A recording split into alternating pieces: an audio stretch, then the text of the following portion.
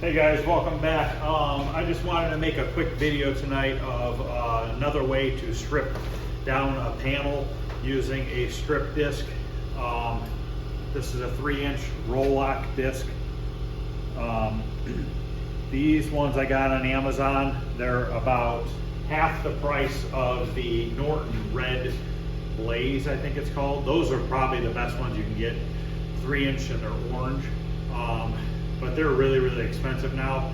I want to say a 10 pack is like $100, or right around 100. You get a 10 pack of these for $25. So even if they only last half as long, it's still half the price if you buy 20 of them. So let me set up here, move the camera down, and we'll strip some of this paint off of this wheel skirt so you guys can see how it works. Don't mind the Road Runner. I don't know why somebody stuck a Road Runner on a Chevy Impala wheel skirt, but hey, I've seen it all, right? So show you guys here how these work.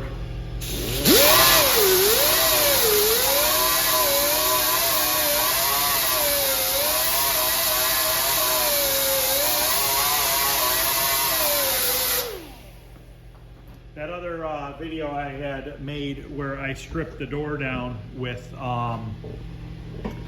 my DA sander, but you can see how many layers of paint are on here. Looks like there's teal, gray, teal, maybe a red, a blue, and a white.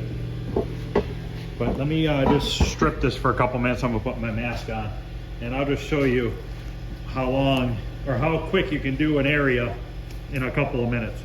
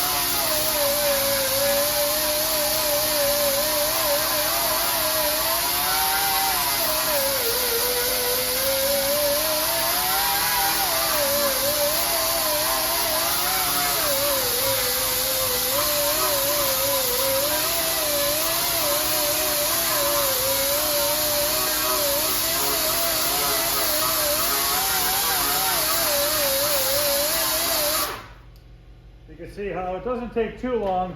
I'm using my air grinder to do this. They also sell those discs that go, they sell like 4-inch and maybe 5-inch ones that go on a angle grinder, electric one. So that's another way you can do it. Let me flip this over because it's a little rusty on the back side, and I'll show you how it works with rust. So let's try this rusty area here.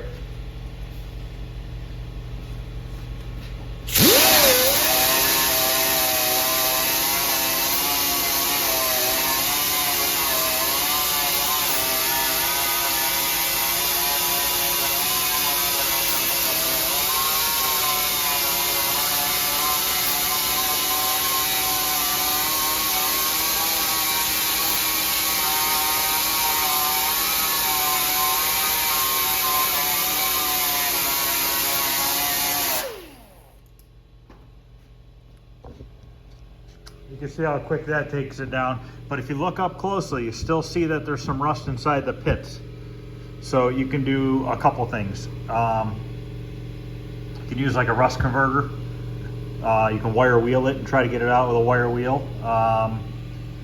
Usually I'll just sandblast these at a lower pressure so that they don't warp. So more than likely I will sandblast these. I'm just showing you guys another method. If you don't have a sandblaster or an air compressor, like I said, you can get them for the electric sander, or electric grinder rather. I use these a lot with this air grinder for door jams and stuff. Let me show you how it takes it off on the edge here.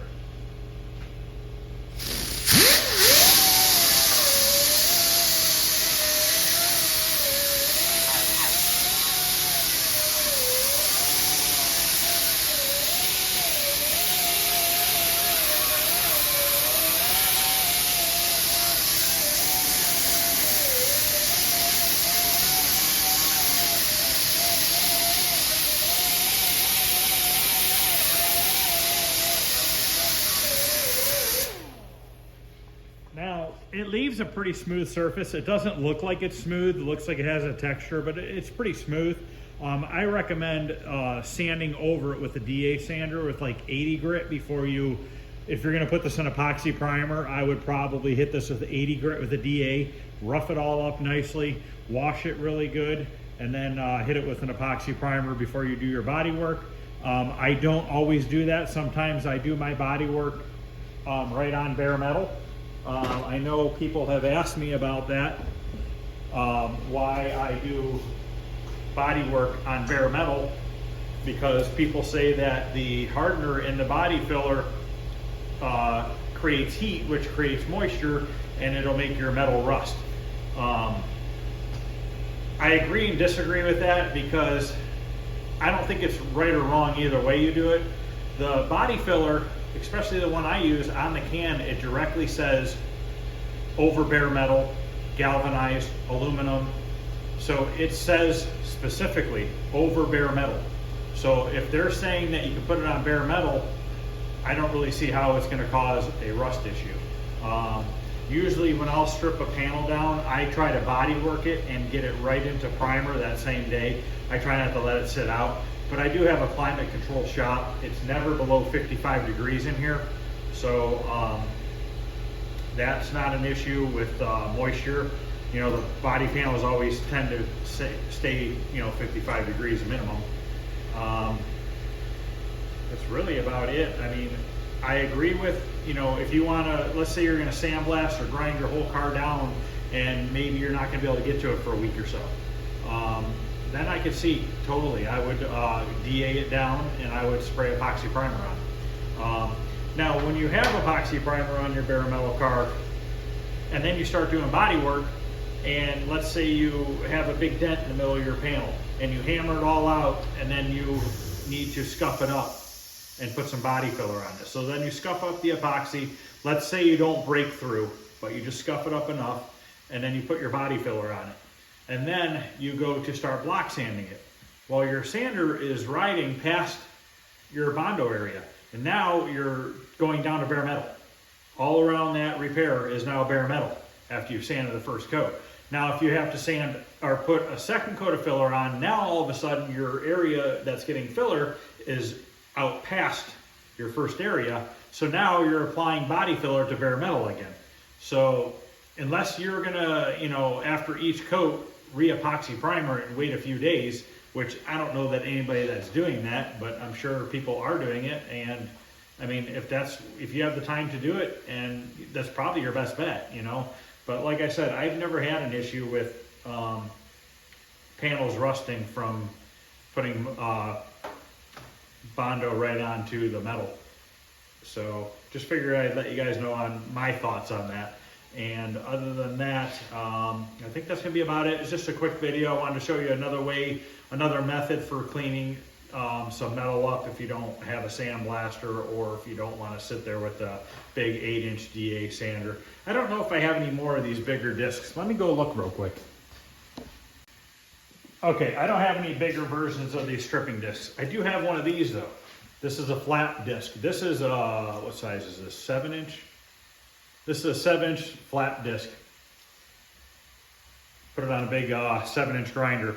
Now these are good for stripping. You can strip paint and rust off with this too, but from my experience, you got to be careful, because you start spinning this at 10,000 RPM and leave it in a certain area for too long, you're going to start warping the metal, because it's going to get hot real fast. So if you do use something like this, kind of really move quickly with it, so you're not concentrating in one place and warping the metal. That's kind of like what happens when you sandblast too. If you have a real high pressure and you're concentrating in a certain area on sheet metal, you'll actually start warping it, because it gets really hot real fast. Like I said, when I sandblast these parts, I stay away probably a foot or so, and I don't do it at a real high pressure. So other than that, that's it guys. Just a quick video. Talk to you guys later. Have a good night.